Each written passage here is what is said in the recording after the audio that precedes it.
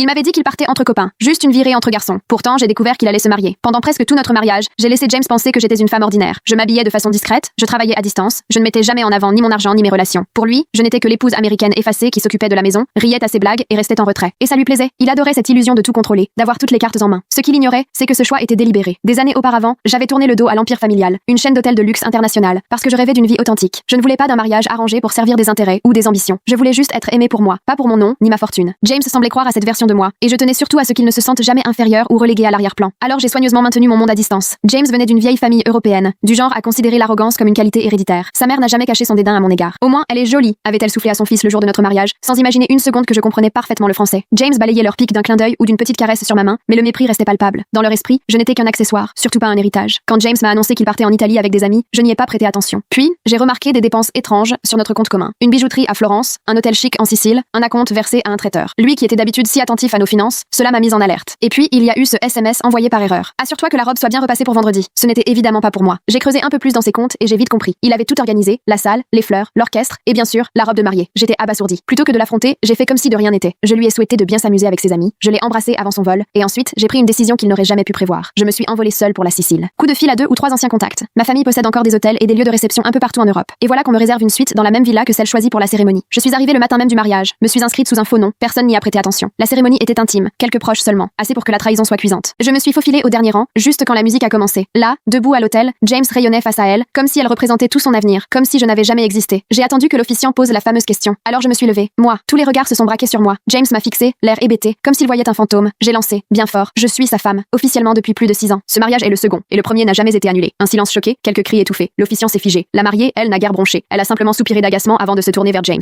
Tu es sérieux? C'est une mauvaise blague? Tu ne pourrais pas la faire sortir? James avait l'air d'un homme acculé, prêt à tout pour s'en sortir. Il s'est approché, m'a soufflé, je peux régler ça. Je te fais un virement de 500 000 euros, juste après. Elle est très riche. Tu prends l'avion, tu signes les papiers discrètement, et tout ça disparaît. J'ai ri, secouant la tête. Tu crois vraiment que c'est l'argent, le problème? Je me suis tournée vers l'assemblée. Cet homme vous a réunis ici pour une histoire d'amour, mais tout est basé sur un mensonge. Il n'a jamais rompu son premier mariage. Il s'est juste dit que je ne comptais pas. Sa fiancée a croisé les bras, lancé un regard au ciel. De toute façon, un prêtre ou pas, ça ne change rien. On n'a pas besoin de ça pour être marié. Je l'ai regardé, un sourire en coin. Tu vas parfaitement t'intégrer à sa famille. Je n'ai pas crié, je n'ai pas pleuré. Je suis partie dignement. Mais cette nuit-là, dans le silence de ma chambre, j'ai fixé le plafond, le cœur lourd. Je n'avais rien demandé de tout cela. J'avais tout laissé derrière moi pour construire une histoire vraie. Et pour lui, rien n'a jamais été sincère. Les conséquences ne se sont pas fait attendre. Mon équipe juridique a immédiatement lancé une procédure de divorce pour fraude. Rapidement, ma famille a appris ce qui s'était passé. Pas un mot de reproche, seulement une invitation à rentrer quelque temps. Peu après, James a perdu son siège au conseil d'administration du trust familial. Il faut dire que le trust appartient à une filiale de l'entreprise de mon père. Quand le scandale a éclaté, sa fiancée n'est pas restée longtemps, surtout une fois que ses comptes ont été gelés. Il a voulu se marier pour le statut, il a menti pour le pouvoir, et il a tout perdu face à la femme qu'il pensait n'être ni puissante, ni dangereuse.